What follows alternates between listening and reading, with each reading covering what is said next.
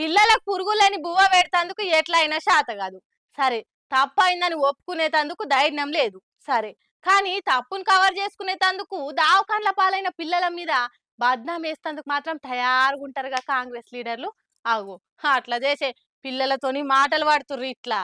తప్పైనప్పుడు తప్పైందని ఒప్పుకొని ఇంకోసారి కాకుండా చూసుకుంటామని అంటందుకు నోరు రాక అన్నం పున్నం తెలియని పిల్లల మీద నిందలేస్తురుగా పాడై. మాగనూరు సర్కార్ బల్లే ఫుడ్ పాయిజన్ అయి పిల్లలు కింద మీద చేసే వరకల్లా దెబ్బ దెబ్బ దావకానకి వేసుకపోయారు కదా.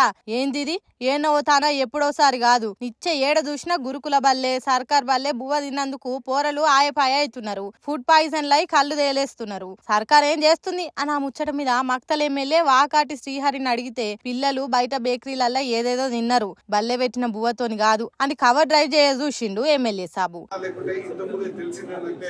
ఈ అమ్మాయిలందరూ కూడా కొంత మధ్యాహ్నం ఇక్కడ బయట పోయి చిరుతిళ్ళు తిన్నారు బయట, అందుకే ఇలా జరిగిందని అంటా ఉన్నారు. అటెన్క పిల్లలను చూస్తందుకు దావఖానకు పోయిన ఎమ్మెల్యేని పట్టుకొని నిలదీసిరు బుజ్జిలు. మేము అసలు బయట తిననే లేదు, ఎందుకు అట్లా చెప్పి బద్నాం చేసిరు సార్ అని ఇట్లా గట్టిగా అడిగిరు పిల్లలు.